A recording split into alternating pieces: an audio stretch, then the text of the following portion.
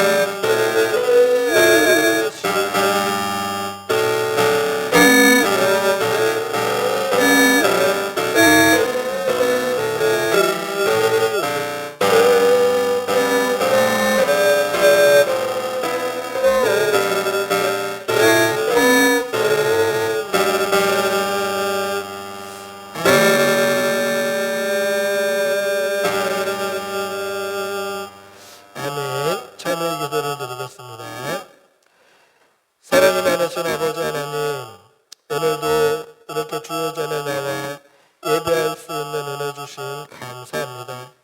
우리에게 생명 주시고 건강 주시고 또 예배 드릴 수 있는 주의 전을 우리에게 주셔서 하나님께 예배 드립니다.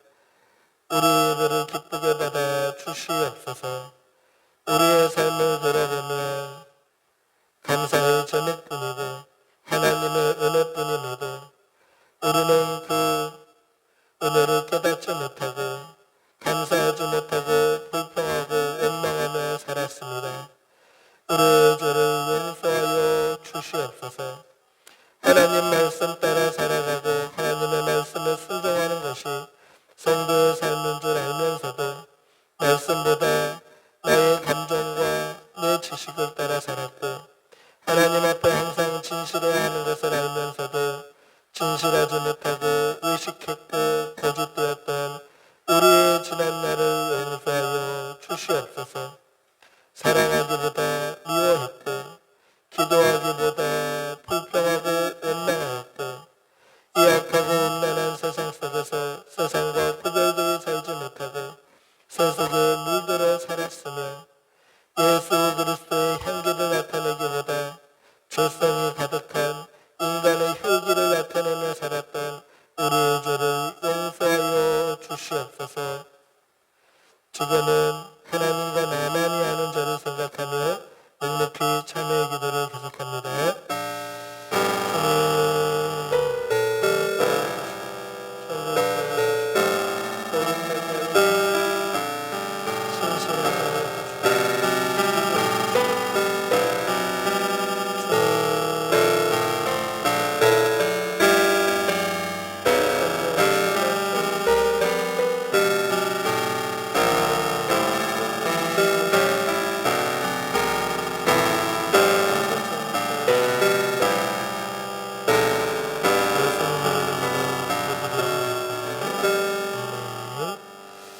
하나님의 사죄 음성을 듣겠습니다.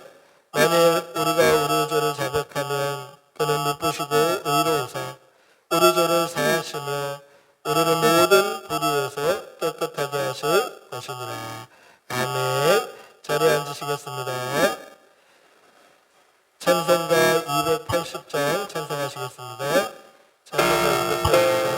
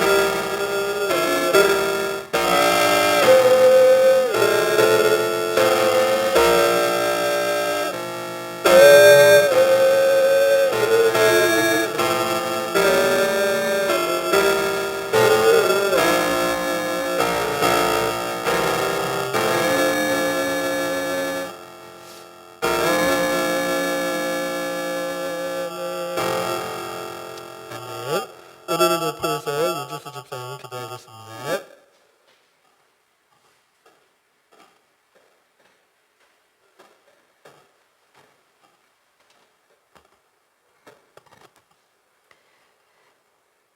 생사국의 주관자 되신 주님, 지금까지 우리의 삶을 인도하시고 오늘 예배 자리로 불러주셔서 감사합니다.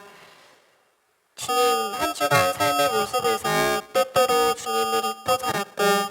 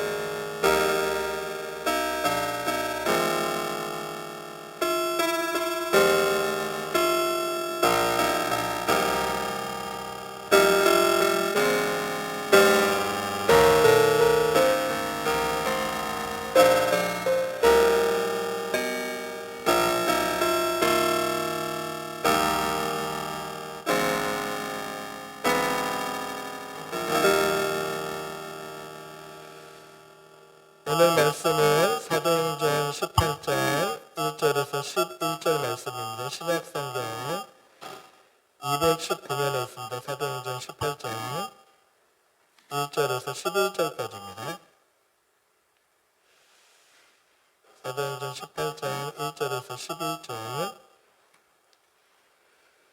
천천히 한 목소리를 함께 읽겠습니다. 사도행전 18장 1절에서 11절입니다. 같이 읽겠습니다. 그 후에 바울이 아덴을 떠나 고린도에 이르러 아굴라라는 본도에서 난 유대인의 한 사람을 만나니 글라우디오가 모든 유대인을 명하여 로마에서 떠나라 한 거로 그가 그 안에 브리스길라와 함께 이달리아에서부터 새로 온지라. 바울이 그들에게 가매 생업이 같으므로 함께 살펴 이르라니 그 생업은 창작을 만드는 것이더라. 안식일마다 바울이 회당에서 강론하고 유대인과 헬라인을 권면하니라. 실라와 디모데가 마게도냐로부터 내려오매 바울이 하나님의 말씀을 붙잡혀 유대인들에게 예수는 그리스도라 밝히 증언하니 그들이 대적하여 비방하거늘 바울이 옷을 털면서 이르되 너희 피가 너희 머리로 돌아갈 것이요 나는 깨끗하니라. 이후에는 이방인에게로 가리라 하고 거기서 옮겨 하나님을 경외하는 디도 유스도라 하는 사람의 집에 들어가니 그 집은 회당 옆이라. 또 회당장 브리스가가 온 지방과 더불어 주를 믿으며 수많은 고린도 사람도 듣고 믿어 세례를 받더라. 밤에 주께서 형상 가운데 바울에게 말씀하시되 두려워하지 말며 침묵하지 말고 말하라. 내가 너와 함께 있으며 어떤 사람도 너를 대적하여 해롭게 할 자가 없을 것이니 이는 이 성 중에 내 백성이 많음이라 하시더라. 1년 6개월을 머물며 그들 가운데서 하나님의 말씀을 가르치니라. 아멘. 오늘 말씀 전해주실 분은 우리 윤광준 목사님이신데요. 안양에 있는 신일교회 원로 목사님이시기도 하시고 저희 교회가 설립되는 설립 예배 또 설교도 해주시고 저에게는 스승님 같고 아버지 같은 분입니다. 우리 나오실 때 할렐루야로 인사하시겠습니다.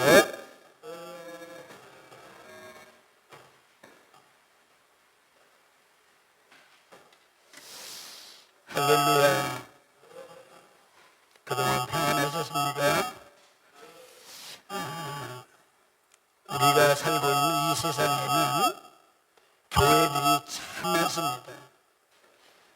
큰 교회도 있고 작은 교회도 있고 개척교회도 있고 지하실 교회도 있고 크고 작은 교회들이 굉장히 많습니다. 근데 우리가 아는 것처럼 교회라고 하는 것은 건물이 아니죠. 건물이 크고 작은 것이 중요한 것이 아니라 그 교회에 있는 믿음의 공동체가 중요한 것이거든요. 그래서 우리 찬송가 가운데 초막이나 궁궐이나 그 어디나 하늘나라 예수님이 계신 곳, 그곳은 초막이든 궁궐이든 지하실 교회든 아니면 큰 건물을 가지고 있는 교회든 그것은 주님이 계셔야, 그곳에 주님이 계셔야 그곳이 교회라고 할 수가 있는 것입니다. 그리고 이제 교회는 이 생명체예요. 그래서 교회는 생명체이기 때문에 교회는 자라게 되어 있습니다. 그리고 성장하게 되어 있습니다.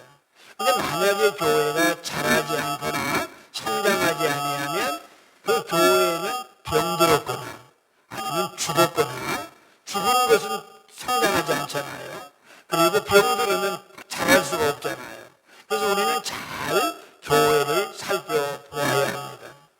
그런데 교회가 성장하고 교회가 자라는 데 있어서 가장 중요한 것은 외부의 문제가 아니에요. 내부의 문제거든요.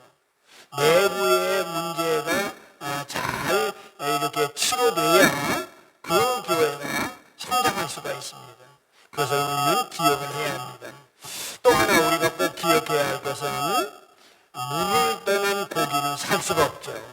바로 죽잖아요. 그와 똑같이 우리 교인은, 성도는 교회를 떠나서는 살 수가 없어요. 물을 떠나서 살 수 없는 고기처럼 성도는 교회라고 하는 울타리를 떠나서는 살 수가 없습니다. 그래서 교회를 가르쳐서 뭐라고 말하냐면 어머니의 품과 같다, 이렇게 말을 합니다. 어머니 뱃속에서 이 땅에 나온 어린아이가 어머니의 품을 떠나면 죽는 것처럼 성도는 교회를 떠나서 살 수가 없어요. 죽는 것과 똑같습니다. 그래서 내가 섬기는 교회, 내가 몸담고 있는 교회, 내가 출석하는 교회가 건강한 교회하고, 그리고 또 살아있는 교회하고, 그리고 또 성령께서 역사하는 그런 교회여야 합니다. 그런데 중요한 것은 그런 교회를 누가 만드느냐, 그 교회를 구성하고 있는 공동체의 일원들이 교회를 만들어가는 것입니다. 오늘 사도행전 18장에 보면 고린도 교회가 이 땅에 태어나게 되어지는 그런 그 배경을 설명해주고 있는 본문입니다. 고린도라고 하는 도시는 한국입니다. 예전에는 이렇게 비행기를 타고 세계를 다니면서 무역을 하거나 또 사람들이 왕래하지 못하던 시절이죠. 그때는 모든 것이 다 배를 타고 물건을 싣고 무역을 하고 배를 타고 이동을 하고, 그래서 가장 중요한 것이 항구였습니다. 항구는 많은 무역선이 들고 날기도 하고, 또 외국으로 여행하는 사람들이 배를 타고 항구에서 외국으로 여행을 합니다. 근데 이 고린도라고 하는, 그 당시에 고린도라고 하는 지역은 아주 항구인데, 항구도 특이한 항구입니다. 이 고린도라고 하는 지역에 그러니까 국제선이 들고 날 수 있는, 화물선이 들고 날고, 그리고 무역선이 들고 날 수 있는 이 국제적인 항구를 두 개나 가지고 있는 그러한 도시입니다.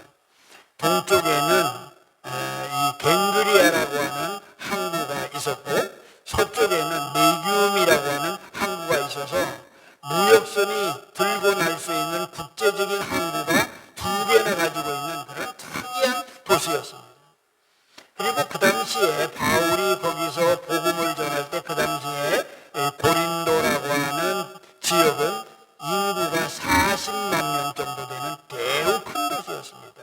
그리고 발달된 도시였고, 그리고 세계 문물이 빠르게 이렇게 교차하는 도시였고, 그렇기 때문에 그 도시에는 돈도 많았고, 또 술집도 많았고, 또 우상숭배도 강했고, 그 대신 또 한 가지 중요한 것은 배타적인 그러한 점이 좀 덜했죠. 그래서 복음을 전하기가 좀 용이했다, 이렇게 볼 수가 있습니다. 바울이 아덴을 떠나서 고린도에 오면서 그곳에 1년 6개월을 머물었습니다.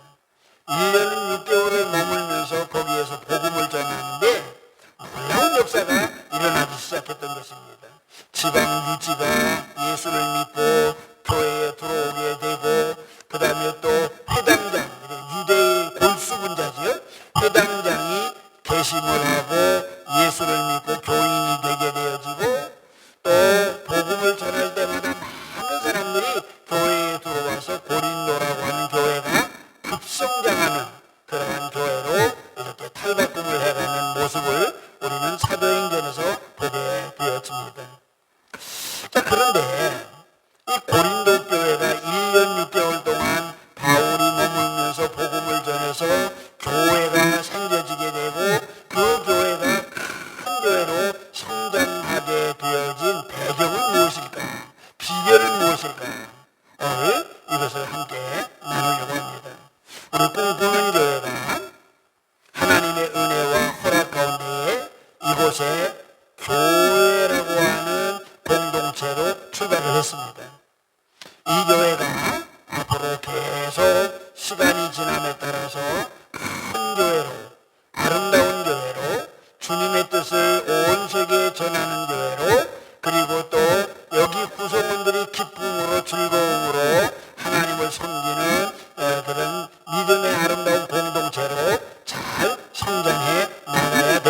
있습니다. 그러기 위해서 이 고린도 교회가 성장하게 되어진 비결, 배경, 이것을 오늘 이 교회가 잘 롤모델로 이렇게 살펴봄으로써 이 교회도 하나님이 축복하셔서 큰 교회로, 이렇게 건강한 교회로, 아름다운 교회로, 생명을 살리는 교회로 성장하는 놀라운 역사가 있기를 주의 이름으로 축복합니다. 그러면 고린도 교회에 복음이 전달되고 바울이 1년 6개월밖에 머물지 않았는데 어떻게 그 교회가 그렇게 큰 교회로, 아름다운 교회로 성장할 수 있었는가? 첫 번째 비결을 우리는 잘 기억해야 합니다. 오늘 1절부터 쭉 나타나는 가운데에 2절에 보면 아굴라라고 하는 한 사람의 이름을 우리가 발견하게 됩니다. 그리고 또 그의 아내는 그 2절 끄트머리 부분에 보면 브루스길라라고 밝혀놓고 있습니다. 아굴라와 브루스길라와 아굴라는 부부입니다. 그런데 여러분 꼭 기억해야 할 것이 하나님의 교회가 부흥하려면, 또 하나님의 교회가 성장하려면 가장 중요한 것이 뭐냐 하면 그 교회를 섬기는 일꾼의 믿음이, 아주 귀한 믿음이 큰 일꾼이 교회의 중심이 되어야 한다라고 하는 것을 기억해야 합니다. 제가 지난주에 30년이 되어진 교회, 그러니까 개척을 해서 30주년 되어진 교회에 다녀왔습니다. 그런데 참 감동받았던 것은 그 교회를 목사님이 아무도 없는 곳에서 개척할 때 첫 번째 그 교회의 교인으로 등록한 사람, 그 사람이 한결같이 30년을 그 교회를 섬겨서 장로님이 되어 있고, 그리고 그 후에 부인은 권사님이 되어 있고, 그러니까 교회가 시작되었을 때의 첫 번째 교인이 아주 아무것도 몰랐던 거죠. 그냥 예수 믿기 위해서 전도해서 교회에 나온 그 사람이 교회에 등록을 하고 첫 번째 교인 되고, 그 사람이 늘 말씀 안에서 살아서 장로님이 되고, 지금은 어엿한 그 교회의 중심 인물이 돼서 목사님과 함께 교회를 든든하게 섬겨가는 그 모습을 보고, 저와 함께 앉아서 식사를 나누면서 내가 이 교회의 첫 번째 교인입니다 라고 소개를 하면서 그 장로님이 자기 부인과 함께 앉아서 저에게 그런 얘기를 할 때 참 귀하다. 교회가 생겨졌는데 첫 번째 등록한 그 사람이 그 교회를 떠나지 아니하고 30년 동안 목사님과 눈물 흘리고 땀 흘리고 수고해서 교회를 세워서 오늘의 예배당도 멋지게 짓고, 교인들도 많은 성도들이 주일마다 모이고, 그리고 하나님께 참 귀한 일꾼으로 충성하는 아름다운 모습을 보았습니다. 교회가 성장하려면, 교회가 교회다운 교회로 이렇게 이 땅에 세워지려면 그 교회를 바치고 있는, 그 교회를 떠받치고 있는 일꾼이 믿음이 좋은 일꾼이어야 한다라고 하는 것은 우리가 참 뭐라고 설명해도 틀리지 않습니다. 그런데 여기에 나타난 아굴라라고 하는 사람은 어떤 사람이냐? 그 앞에 이런 말이 있습니다. 글라디우스가 모든 유대인들을 명해서 로마에서 떠나라라고 했을 때에 로마에서 떠나서 고린도로 온 사람이라고 밝혀놓고 있습니다. 그럼 여기에 글라디우스는 누구냐? 로마의 4대 황제입니다. 로마의 4대 황제인데 AD 41년부터 AD 54년까지 로마를 다스렸던 황제입니다. 13년 동안 로마 제국을 다스렸던 로마의 4대 황제입니다. 그런데 이 글라디우스가 어떤 사람이냐 우리는 잘 기억해야 합니다. 로마가 전쟁을 해서 유럽과 아시아와 전 세계를 로마의 말발굽 앞에 정복시킬 때, 그래서 로마가 막 전 세계를 점령해가고 로마의 지경을 넓혀갈 때 그때 많은 나라들을 전쟁에서 뺐고 로마 제국의 통치 아래 있었던 것입니다. 그런데 이 글라디우스가 황제가 돼서 가만히 생각을 해본 겁니다. 많은 지역에 가서 많은 나라들을 점령하고 그 나라들을 이렇게 하나 로마라고 하는 이름으로 하나로 묶으려고 하면 뭐가 필요할까? 그러니까 민족도 다르고 종교도 다르고 언어도 다르고 풍습도 다른 이 로마가 정복한 이 모든 나라를 로마라고 하는 깃발 아래 하나로 묶을 수 있는 뭐가 없을까 생각을 하다가 이 글라디우스가 이런 정책을 핍니다. 우리가 뺏은 나라들 종교 그대로 해라. 너희들이 믿은 종교 그대로 해라. 그 다음에 너희들이 지냈던 모든 풍습 그대로 해도 괜찮다. 그러나 우리가 로마라고 하는 이름 아래 하나로 다 뭉치기 위해서는 이것 딱 한 가지는 해야 된다. 그러면서 각 지역마다 로마 황제의 동상을 높이 만들어 세우고 그리고 나팔을 불고 빵빠레가 울리면 모든 지역의 사람들은 이 로마 황제의 동상 앞에 머리를 숙여서 이렇게 외쳐야 돼요. 로마는 영원하다. 로마는 영원하다. 그리고 로마의 황제는 신이다. 이렇게 외치도록 명령을 했습니다. 그래서 로마의 황제를 하나의 신으로 승격해서 로마가 뺏은 모든 나라 사람들이 다 로마의 하나의 울타리 안에 모일 수 있도록 만드는 정책을 피게 됐습니다. 그래서 이제 로마가 이런 정책을 피면서 로마가 뺏은 나라들마다 우리가 그거 한번 못하냐?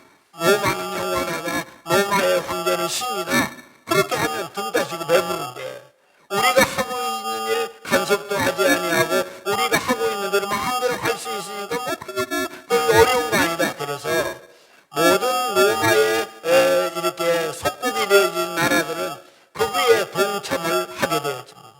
근데 유독 그렇게 하지 않는 민족이 있는 거예요. 그것이 유대인들입니다. 그들은 반대를 합니다. 어떻게 사람이 신이 될 수 있느냐? 우리는 그거 못한다. 뭐 로마가 영원하다 그 말을 할 수 있지만은 로마 황제는 신이다 라고 하는 것은 외칠 수 없다. 그리고 로마 황제의 동상 앞에 우리는 머리를 숙이지 못한다. 그것은 우상숭배가 되는 것이고 그것은 오직 하나님께만 영광 돌리는 것에 위배된다. 그걸 안 하는 겁니다. 그래서 로마 황제의 명령을 거역하는 그들을 때리기도 하고 잡아다가 감옥에 가두기도 하고 목을 치기도 하고 그래도 소용없는 겁니다. 아무리 겁을 주어도 매를 때려도 감옥에 가두어도 목을 잘라서 참수형에 처해도 유대인들은 안 하는 겁니다. 하나님이 오직 한 분이지 사람이 어떻게 신일 수 있냐? 우리 그거 못한다. 그래서 그 정책이 로마 유대인들에게는 실패를 하게 됩니다. 그래서 이 글라우디우스가 뭐라고 말을 하냐? 그래 좋다. 그러면 다른 지역에서는 너희들의 마음에 이렇게 들지 않으면 안 해도 좋다. 그러나 로마라고 하는 이 시, 로마 시 안에 살려면 반드시 해야 된다. 그렇지 않으면 로마를 떠나라. 죽음을 선택하든지 로마를 떠나든지 둘 중에 하나를 선택해야 된다라고 하는 명령을 내렸을 때에 로마에 살고 있었던 이 아굴라와 브루스길라라는 이 믿음 좋은 부부는 고민을 하죠. 지금까지 삶의 기반을 닦고 지금까지 고생해서 일구어놓은 모든 터전을 하루아침에 버리고 낯설고 물서른 곳에 가서 생고생해야 되는 이 어려움이 눈앞에 다 처해져 있는 것입니다. 그렇지만 이 부부는 하나님을 위해서 믿음 하나 지키기 위해서 신앙 하나 붙들기 위해서 어떤 것을 버리고 로마를 떠나기로 작정을 합니다. 그래서 로마를 떠납니다. 그냥 빈손 들고 아무것도 없이 지금까지 일구어놓은 모든 삶의 터전을 하루아침에 버리고 그들은 로마를 떠나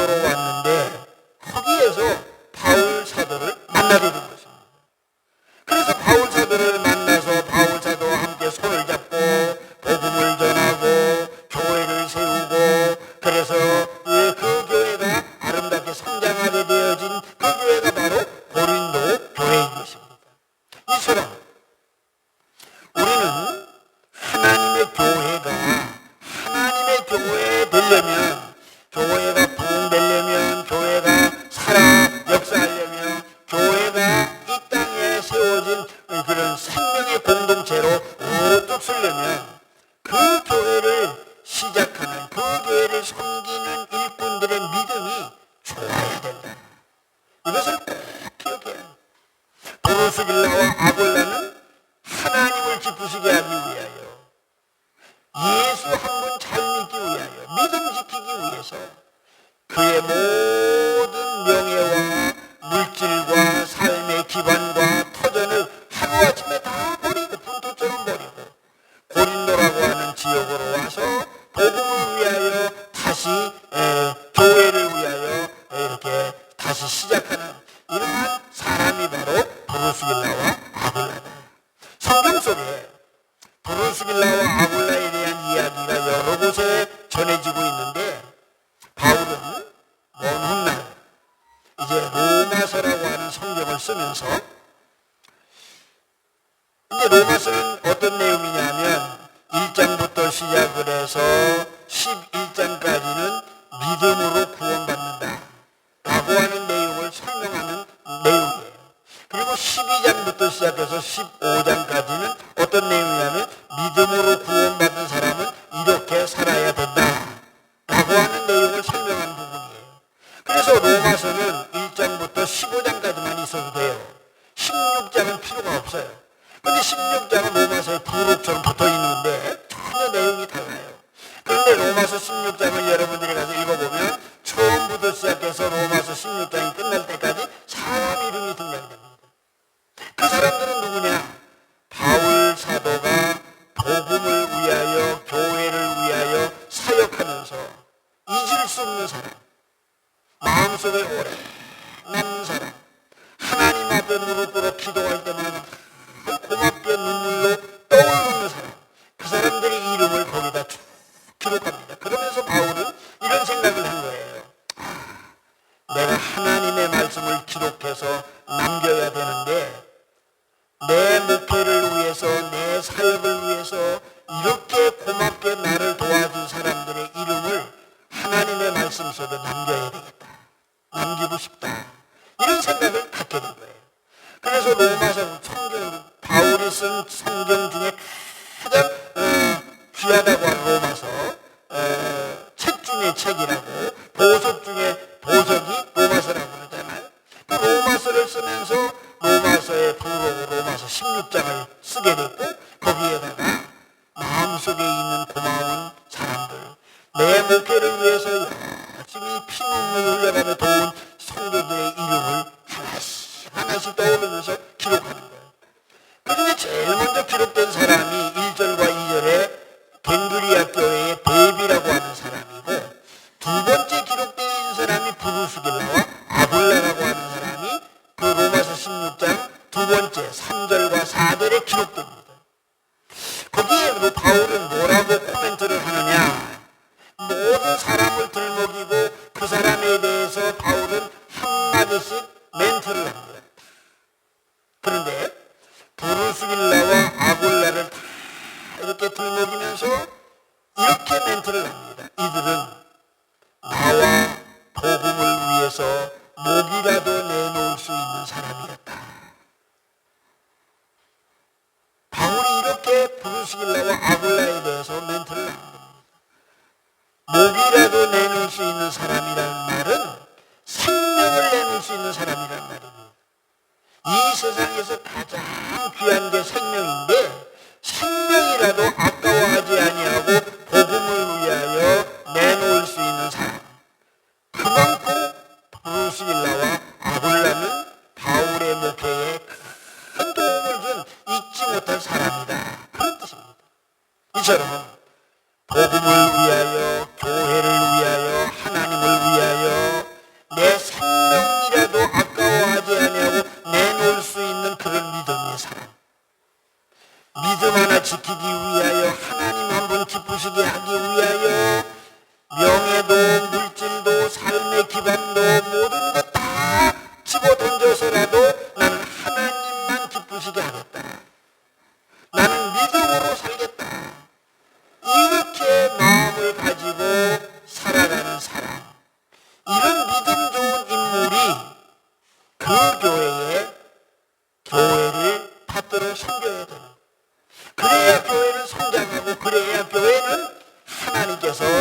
복을 부어주십니다.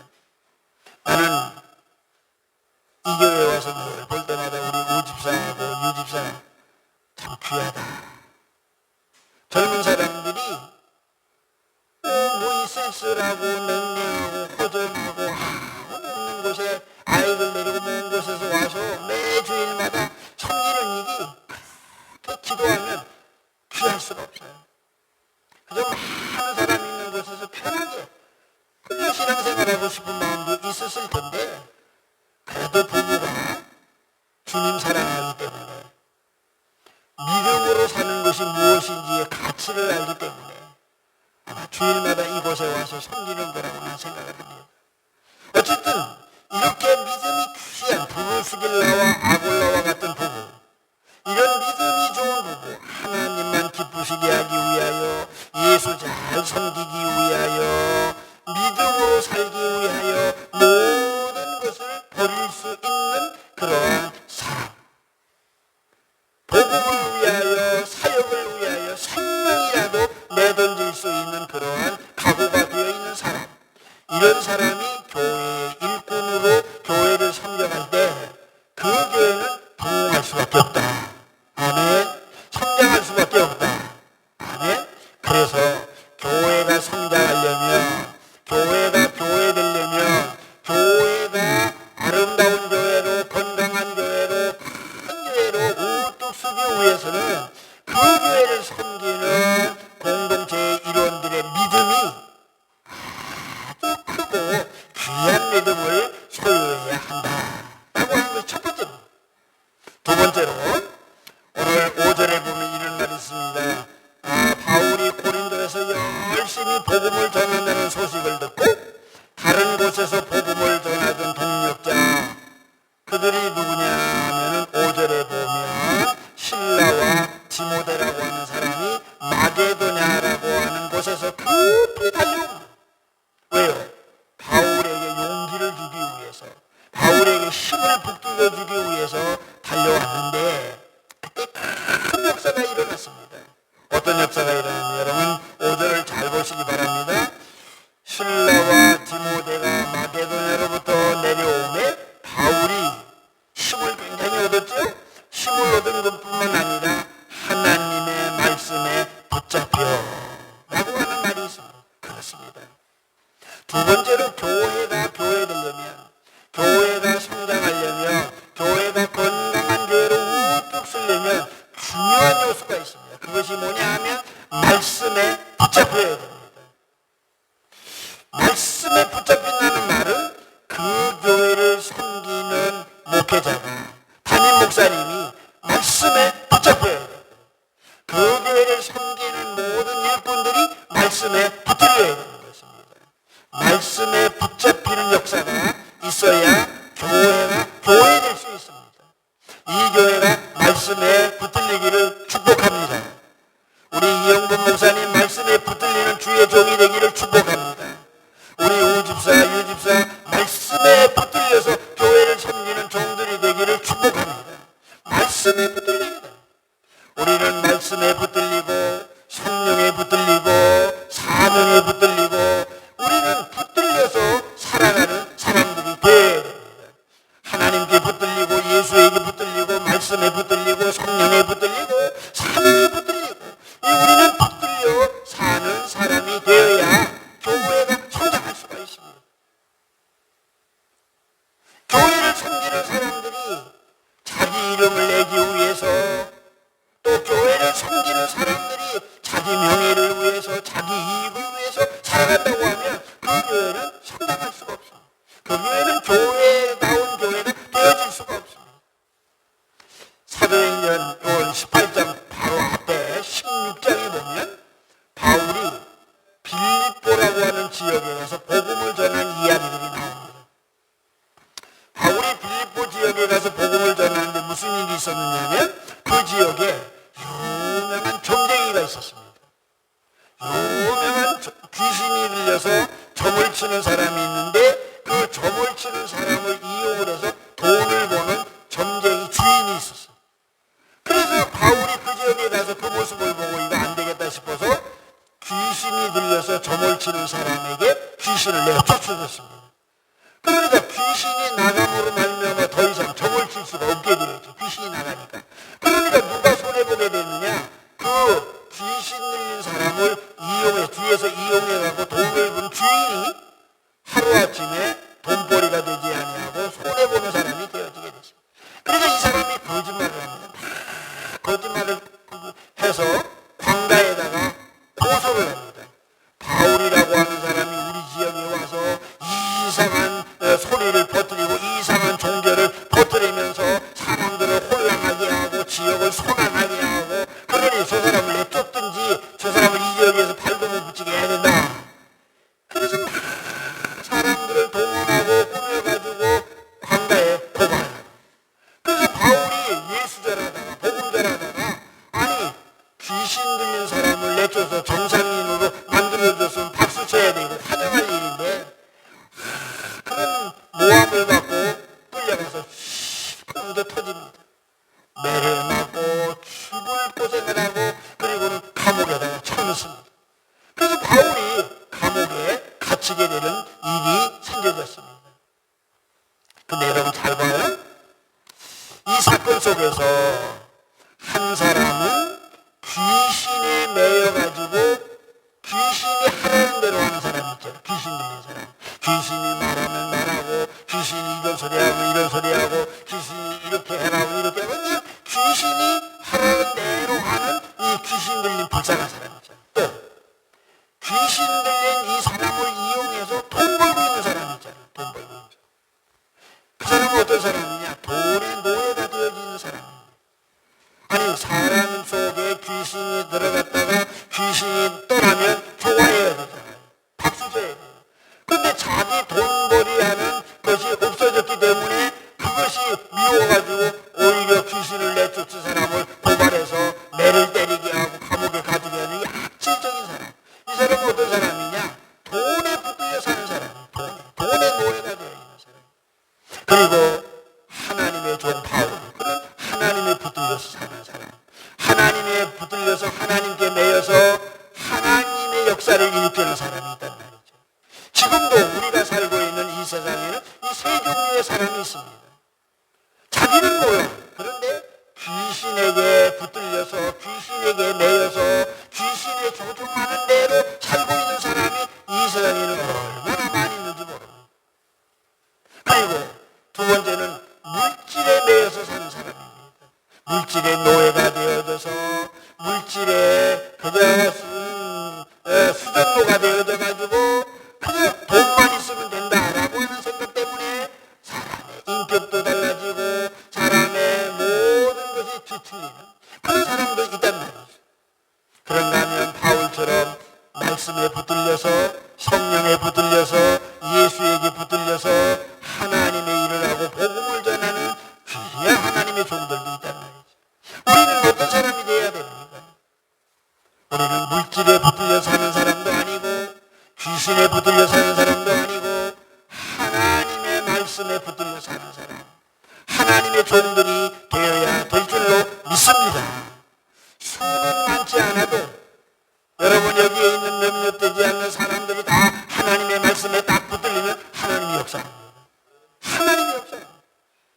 하나님이 말씀에 붙들린 종을 통하여 하나님은 그 종을 쓰시기 시작합니다. 복음의 역사를 일으키기 시작합니다. 하나님께서 하늘의 문을 열고 그곳에 하늘의 복을 부어주시는 역사를 일으키기 시작합니다. 할렐루야. 그래서 교회가 교회 되려면 교회가 건강한 교회로 성장한 교회로 아름다운 교회로 오죽 쓰려면 중요한 것이 뭐냐 하면 그 교회를 섬기는 주의 종과 사역자들이 말씀에 붙들려야 됩니다. 그래서 기도해야 돼요. 우리 목사님 말씀에 붙들리는 종이 되게 하소서. 강단에서 말씀을 선포할 때에 사탄이 물러가고 병마가 떠나가고 죽은 생명이 살고 병들은 영혼이 고침받고 많은 사람들을 살리는 말씀에 능력 있는 종이 되게 해 주시옵소서. 성도들은 끊임없이 기도해요. 또 우리는 이렇게 기도해야 돼요. 우리 연약한 교회를 섬기는 몇몇 되지 않는 식구들, 하나님의 말씀에 붙들려서 성령에 붙들려서 피곤하지 않게 하시고 낙심하지 않게 하시고 용기를 내서 더 열심히 더 뜨겁게 더 아름답게 교회를 섬겨가는 부르스길라와 아굴라와 같은 종들이 되게 해 주시옵소서. 말씀에 붙들리지 아니하면 피곤을 이길 수가 없어요. 말씀에 붙들리지 아니하면 우리는 언젠가는 낙심할 수밖에 없어요. 그래서 말씀이 능력이고 말씀이 본능이고 말씀이 힘이고 말씀이 생명이에요. 말씀에 붙들려야 돼요. 교회는 말씀에 붙들려야 되고 주의 종은 말씀에 붙들려야 되고 교회를 섬기는 성도들은 말씀에 붙들려야 그 교회가 어떻게 돼요? 교회다운 교회다. 아름다운 교회로 주님이 기뻐하는 교회로 이 땅에 또 설 수 있다는 사실을 믿으시기 바랍니다. 이것이 두 번째 요소예요. 그러나 한 가지 아주 중요한 게 있어요. 9절에 밤에 주께서 환상 가운데에 바울에게 말씀하시되 하나님의 음성이 들려와요. 뭐라고요? 뭐라고? 두려워하지 말아라. 침묵하지 말아라. 그리고 계속해서 말해라. 이 계속해서 말해라 이 말은 계속해서 전도해라. 그런 뜻입니다. 두려워하지 말아라. 침묵하지 말아라. 계속해서 전도해라. 그러면 그 다음 절에 뭐라고 해? 너를 해롭게 할 자가 없도록 내가 책임져 주시겠다. 할렐루야. 하나님이 책임져 주시면 되는 거지요. 하나님께서 내 편이 되면 되는 거예요. 근데 하나님께서 기도하던 바울에게 나타나서 뭐라고 말하냐면 두려워하지 말아라. 침묵하지 말아라. 계속해서 전도해라. 말해라. 전도해라. 그러면 내가 너를 해롭게 하는 자를 다 물리쳐 주시고 내가 너와 함께 해주시고 너의 힘이 되게 해주시겠다. 그 다음에 어떤 말씀이 있느냐 이런 말씀이 있어요. 이 성 중에 내 백성이 많으니라. 놀라운 말인지 몰라요. 이 성 중에 이 고린도 성 안에 하나님께로 돌아올 하나님의 백성, 예수 믿을 하나님의 백성 많다. 그러니 계속해서 잠잠하지 말고 두려워하지 말고 계속해서 전도하면 하나님이 큰 역사를 일으켜 주신다. 영혼을 보내주셔서 교회를 교회되게 해주시겠다. 이렇게 말씀하시는 줄로 믿습니다. 이 음성은 오늘 이 꿈꾸는 교회에도 하나님이 주시는 메시지입니다. 두려워하지 말아라. 침묵하지 말아라. 계속해서 전도해라. 일해라. 그러면 하나님이 책임져 주시고 하나님이 역사해 주시고 너를 해하려고 하는 자를 하나님이 다 물리쳐 주셨어. 그리고 늘 여러분 들으셔야 돼요. 이 목감일 때에 내 백성이 많다. 꿈꾸는 교회를 통하여 살려낼 하나님의 백성이 많다. 이 교회를 통하여 구원받을 하나님의 백성이 아직도 많다. 오늘도 탄식하며 가슴을 치며 인생의 이 고달픔에서 패배하고 좌절에 빠지고 실망에 빠진 많은 낙심하는 백성들이 하나님 앞으로 돌아오고 싶어서 눈물로 울부짖는 사람이 이 성 안에 많다. 우리가 들어야 돼. 목사님이 들어야 되고 집사님들이 들어야 되고 성도님들이 들어야 돼요. 뭐라고요? 이 성 중에 내 백성이 많다. 할렐루야. 그래서 하나님이 이 교회를 여기다 세웠어요. 하나님의 백성들이 많아요. 아니, 우리가 이렇게 생각해 볼수. 야, 옆에도 수인교회 큰 교회 있고 여기도 큰 교회 있고 이미 자리 잡고 있는 교회도 있고 많은 교회가 있으니까 다 예수를 들어봤을 거고. 아니요. 우리는 그렇게 말할지 모르지만 하나님은 뭐라고 말해요? 이 성 중에 아직도 내 백성이 많다. 예수 믿을 하나님의 백성이 많다. 구원받을 하나님의 백성이 많다. 우리 꿈꾸는 교회를 통하여 건져낼 하나님의 백성이 많다. 그래서 여기다 세웠다.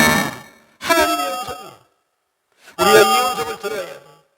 그리고 이 음성 믿고 열심히 일하다 보면, 이 음성 믿고 열심히 기도하다 보면, 이 음성 믿고 열심히 전도하다 보면 하나님께서 하나님의 백성을 이 교회에다 붙여주실 줄로 믿습니다. 그래서 하나님의 교회는 하나님 성령님이 인도하는 인도함을 잘 볼 줄 알아야 돼요. 오늘도 우리가 교회 올 때에 차를 타고 운전을 하고 왔을 거예요. 우리가 핸들을 잡고 운전을 하다 보면 신호등을 보게 돼요. 신호등을 보게 되면 신호등은 세 가지로 되어 있어요. 여러분 알다시피 빨간불, 노란불, 파란불입니다. 빨간불은 무슨 신호죠? 신호기. 신호. 빨간불은 무슨 신호예요? 운전하다 빨간불 들어왔어요. 그러면 멈춰. 근데 빨간불 들어왔는데 멈추지 않고 계속 가면 어떻게 되지? 대형사고 터지는 거지. 죽는 거예요. 근데 빨간불 들어오면 운전해서 무조건 멈춰야 돼요. 그 다음에 노란불 들어오면 무슨 신호지? 웨이팅 사인이야. 다음 신호가 뭔지를 기다려라. 빨간불인지 노란불인지 파란불인지 좌회전인지 우회전인지 다음 신호를 기다리는 사인이에요. 웨이팅 사인이에요. 파란불로 들어왔어. 파란불은 무슨 사인이지? 가는 사인이지. 근데 파란불이 들어왔는데 안 가고 있으면 어떻게? 뒤에서 빵빵 들어. 야, 인마 빨리 가. 파란불이야. 믿고 와. 근데 파란불 들어와서 가면 사고 안 나. 그렇죠? 이게 신호등은 우리에게 불을 켜서 보여주는 사인이잖아요. 신앙생활도 똑같아요. 교회도 똑같아요. 하나님께서 이 교회 위에 성령님을 통하여 신호등처럼 사인의 불을 켜요. 어떤 데는 빨간불. 무슨 일을 하려고 할 때 빨간불. 이때는 어떻게 해야 되죠? 기다려야 돼요. 더 기도해야 돼요. 하나님 노란불을 켜주죠? 그때는 어떻게 해야죠? 조금 더 하나님 사인이 줄 때까지 답답해서 기다려요. 그러나 하나님 파란불을 켜주면 어떻게 해야 되죠? 믿고, 주님 믿고 일하면 하나님이 책임져 주십니다. 오늘 바울에게, 기도하는 바울에게 하나님께서 사인을 주세요. 뭐라고요? 잠잠하지 마라. 두려워하지 말아라. 계속해서 말해라. 그러면 내가 책임져 주신다. 그 다음 절이 해하는 자를 물리쳐 주시고 내가 너와 함께 해 주시고, 그러면서 하나의 확신을 주셨어요. 무슨 확신이죠? 이 성에 내 백성이 많다. 할렐루야. 이 백성에 내 백성이 많다. 이 음성을 잘. 그래서 교회가 교회에 되려면 하나님의 음성, 하나님의 사인을 볼 수 있고 읽을 수 있고 들을 수 있어요. 이게 굉장히 중요해요. 이 교회 위에 하나님이 들려주는 음성, 이 교회에 하나님이 주시는 사인, 이 교회에 여러분들의 신앙생활 속에 하나님이 불을 켜주시는 불이 무슨 불이냐, 이것을 우리가 잘 받아들일 때, 그래서 순종할 때 순종하고, 기다릴 때 기다리고, 더 기도할 때 기도하고, 그래서 우리가 하나님의 음성을 듣고 하나님의 사인을 읽고, 그렇게 하나님께서 이렇게 켜주시는 이 신호를 볼 수 있을 때 그 교회는 성장할 수 있고, 그 교회는 건강한 교회로, 아름다운 교회로, 좋은 교회로 또 쓸 수 있게 되는 줄로 믿습니다. 고린도 교회가 1년 6개월 바울이 복음을 전하고 떠났지만 그 교회는 큰 부흥을 가져왔던 비결, 저때는 그 교회를 섬겨가는 일꾼들이 믿음이 좋은 일꾼들, 하나님을 기쁘시게 하고 하나님 믿음 하나 잘 지키기 위해서 헌신한 일꾼들이 있어야 된다. 두 번째는 교회 전체가 말씀에 붙들려야 된다. 세 번째는 하나님의 음성을 듣는 교회가 되어져야 된다. 그러면 그 교회는 하나님이 역사하시고 하나님이 일하시고 하나님께서 책임져 주신다. 이 교회가 그런 교회 되기를 축복합니다. 하나님 우리 아버지 감사합니다. 이 성중에 하나님의 백성이 많이 있음을 아시고 그 죽어가는 영혼들을 이 교회를 통하여 건져내시기 위하여, 살려내기 위하여, 구원받게 하기 위하여 하나님께서 때가 이르네 꿈꾸는 교회를 이곳에 세우신 줄로 믿습니다. 하나님 아버지, 이 교회를 통하여 많은 하나님의 백성들을 살려낼 수 있는, 사람을 살리는 교회가 되게 해 주시옵소서. 예수님의 이름으로 기도하옵나이다. 아멘. 아멘. 감사합니다. 찬송가 210장 찬송하시면서 준비하신 예물 하나님께 올려드리겠습니다.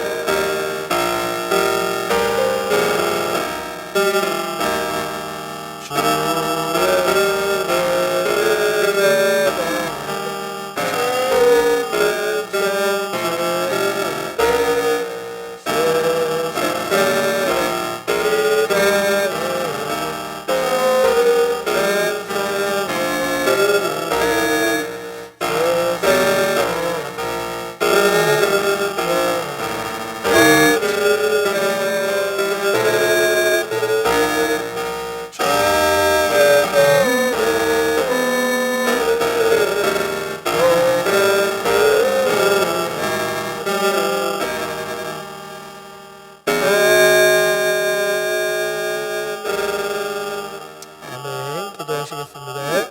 사랑이 많으신 아버지 하나님, 오늘도 좋은 날 주시고 이 강단을 통하여서 귀한 말씀 주신 은혜 감사합니다. 하나님께 받은 은혜가 너무도 크고 많고 감사하여서 주의 전에 나올 때 빈손으로 나오지 않고 예물 올려드립니다. 이 예물이 쓰이는 곳에 하나님의 복이 넘치게 하여 주시고 드린 손길에는 천배의 복으로 갚아 주시옵소서. 가정과 직장과 사업장과 일터 위에 하나님의 은혜가 넘치게 하여 주시어서 하나님께 드릴 때 부족함이 없도록 채워주시고 자녀와 가족과 태중에 있는 생명에게도 하나님의 은혜가 넘칠 수 있도록 도와주시옵소서. 간절히 바라옵고 우리 주 예수님의 이름으로 기도드렸나이다. 아멘. 광고 말씀 드리겠습니다. 자세한 광고는 주보를 참조해 주시면 되겠습니다. 오늘 흔드는 교회 오신 여러분들도 말씀 전해주시는 목사님 환영하고 감사합니다. 우리 한번 박수로 환영하도록 하겠습니다. 환영합니다. 감사합니다. 오늘 홍대 평생교회에서 우리 교회를 후원하시는 목장 식구들 교회 방문하셔서 함께 식사합니다. 자세한 광고는 주보를 참조해 주시면 되겠습니다. 우리 모두 일어나셔서 표의 찬양하시고 윤광준 목사님 축도해 주심으로 예배를 마치겠습니다.